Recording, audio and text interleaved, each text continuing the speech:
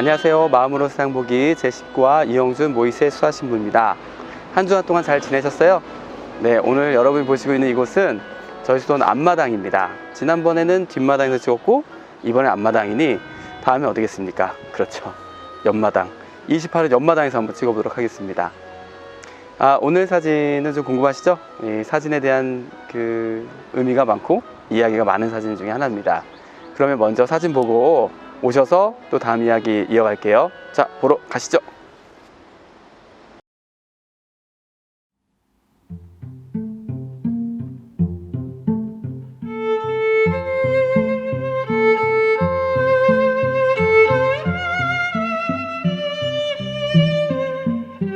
친구가 아이를 한 달 전에 낳았다. 코로나 바이러스 때문에 친구의 아이를 보러 간다는 일은 상상도 못했다. 선물을 보냈고 잘 지내기를 바라는 마음으로 안부를 주고받는 정도였다. 그러다 어느 날 친구는 조심히 나에게 물었다. 보고 싶은데 아이도 볼 겸 집에 놀러 올래? 나는 얼른 바로 응이라고 답했고 무작정 짐을 싸서 친구 집으로 향했다. 평생 아이를 한 번도 안아보지 못한 나는 처음으로 아이를 안아보겠냐는 내 친구의 프로포즈에 많은 생각이 지나갔다. 아이를 안았는데 내 부주의로 떨어뜨리면 어쩌지? 혹여 코로나가 옮으면 어쩌지? 하고 생각하는 중에 이미 아이는 내 품에 안겨졌다. 내가 오랫동안 안아본 것이라곤 나의 고양이뿐인데. 아이를 안는 순간 내 손의 어색함을 내 친구와 친구 남편이 보고 박장대소했다. 고개를 아직 가누지 못하는 아이의 목을 잘 잡아야 하고 엉덩이를 잘 받쳐야 한다고 설명해 주었다. 처음에 어려웠지만 시간이 지날수록 아이도 편한 자세로 내 품에 파고들었다. 그 순간이 지금도 내 기억에 오래 남을 것 같다. 너무 따뜻했다. 마치 난로 같았고 추위를 많이 타는 나에게는 너무 푸근하게 느껴졌다. 마치 내가 아기를 안았다기보다는 아기가 나를 안아주고 있다는 생각이 들 정도였다. 향기마저도 따뜻했다. 아이를 안는 순간 나는 조심스러운 움직임으로 아이를 더 편하게 안으려고 애썼다. 허약 체질인 나에게 힘이 솟아나는 것 같았다. 친구 부부는 한 달이 넘도록 새벽에 잠을 자지 못하고 2시간 혹은 3시간에 한 번씩 일어나 아이를 돌보고 있다고 했다. 잠도 많고 일도 하던 친구가 어느 날부터 온통 아이를 돌보는데 에너지를 쓰고 있었다. 무척 피곤해 보였고 힘들어 보였지만 젖병을 잘 무는 입이 붕어 같다며 웃고 아이가 웃으면 함께 웃었다. 그동안 내가 봐왔던 내 친구의 삶이 완전히 바뀌어버렸다. 술도 좋아하고 나가는 것도 좋아했던 친구가 아기를 어떻게 하면 잘 키울 수 있을까 하고 고민했다. 더 놀라운 것은 내가 모르는 아기에 대한 궁금증을 한 번에 다 해소시켜 주었다. 아기 척척 박사님 같았다. 부모가 되어서 더 잘 사는 것 같았다. 사랑으로 키우는 것을 넘어 사랑을 줄 수 있는 존재를 얻은 것 같았다. 사랑을 주고 있는 내 친구의 세수도 하지 못한 얼굴에서 빛이 났다.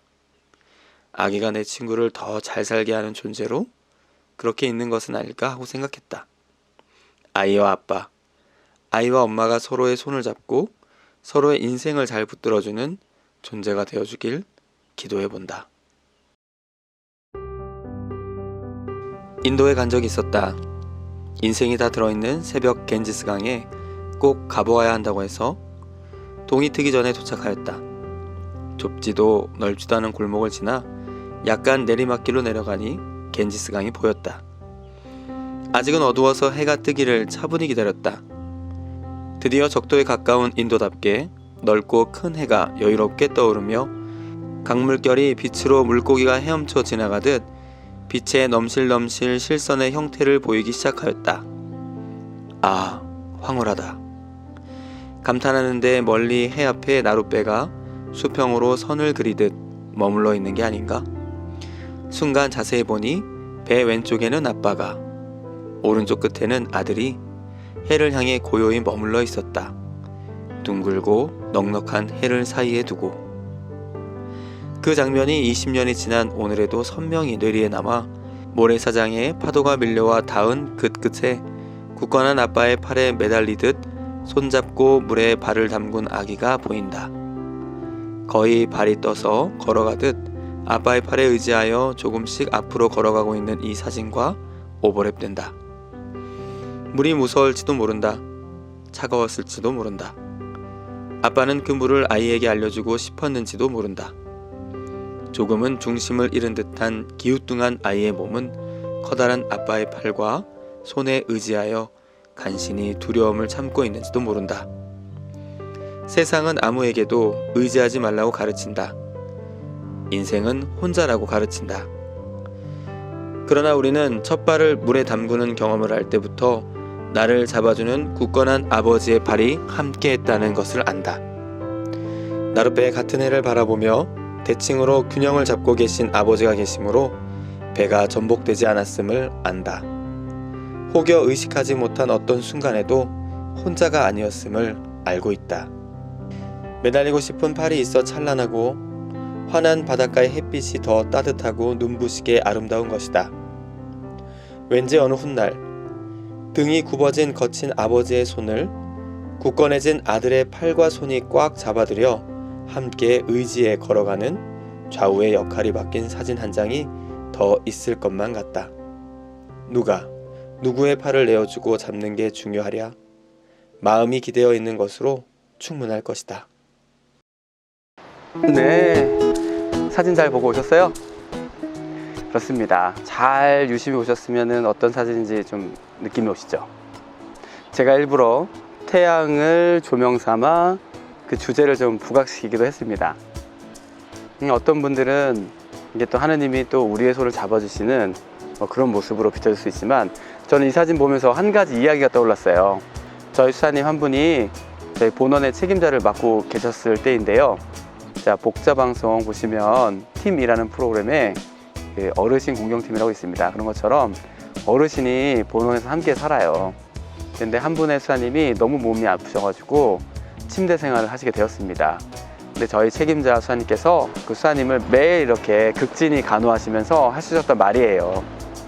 수사님 힘들지 않으세요? 그랬더니 힘든 것보다 수사님 태도를 보면서 많이 배운다라고 하셨거든요. 그래서 뭘 배우셨냐고 했더니 그 수사님이 속이 너무 안 좋으셔가지고 이제 볼일을 못 보시는 거죠. 볼일을 보게 하려면 좀 부끄럽지만 후배 앞에서 또 바지도 내려야 하고 자기가 좀 민망한 모습을 보여야 되잖아요. 근데 그 수사님은 그런 모습을 기꺼이 내어주셨대요. 하시는 것도 힘들었지만 그렇게 내어주시는 모습을 보면서 대단히 큰 감동을 받았다고 하십니다. 그래서 후에 자기도 병들고 아프게 되면 기꺼이 내어줄 수 있는 사람이 될 거라고 하셨어요. 그래서 제가 그랬죠. 수사님 그렇게 아프시면 제가 지금 수사님 했던 것처럼 열심히 수사님을 도와드리겠습니다 라고 말씀드렸는데 가봐야겠죠? 네, 아무튼 그렇습니다. 그래서 제가 오늘 이 사진에 가장 중점적으로 봤던 건 아버지가 이렇게 손을 내밀어 준 것도 있지만 아이가 아버지를 믿고 손을 뻗는 모습이 더 중요하다고 봤어요. 아버지는 얼마든지 손을 내밀 수 있습니다. 왜냐하면 아이가 안전하게 물놀이를 해야 되고 아이가 좀 편안하게 지낼 수 있도록 아빠는 충분히 내밀 수 있는데 그 무서운 물 앞에서 아버지한테 손을 내밀기가 쉽지가 않아요. 그래서 저는 이렇게 무엇인가 내미는 자세, 무엇인가 청하는 자세 해주기보다는 잘 청하는 모습도 중요하다라는 걸 좀 나누고 싶어서 이 사진을 선택했습니다. 하지만 두 분의 이야기는 좀 달랐어요, 저하고요. 그죠? 이처럼 같은 세상을 바라보지만 여러 가지 이야기들이 우리 앞에 펼쳐지기 때문에 이 세상이 단조롭지 않고 되게 의미 있게 살아갈 수 있는 힘을 주는 것 같아요. 자, 여러분들은 어떻게 생각하셨습니까? 그래서 질문을 좀 드리고 싶은데요. 주는 사랑과 청하는 사랑. 주는 사랑은 많이 생각해 보셨을 텐데 청하는 사랑은 무엇일까 생각 못 해보셨을 것 같아요. 그래서 이번 질문은 당신의 청하는 사랑입니다. 경험 있으시면 나눠주시면 좋고요. 청하는 사랑이란 이런 것일 수 있겠구나 라고 생각하시는 것들을 자연스럽게 나눠주시면 감사하겠습니다. 네, 다음 주에 드디어 대망의 20화입니다. 20화엔 또 어떤 사진이 있을까요? 어떤 이야기가 또 펼쳐질까요? 그리고 어떤 푸짐한 상품의 이벤트가 있을까요? 네, 기대 많이 해주시고 다음 주도 기다려주시고 이번 한 주간 동안 잘 지내세요. 그러면 또 뵙겠습니다. 여러분 안녕. 안녕.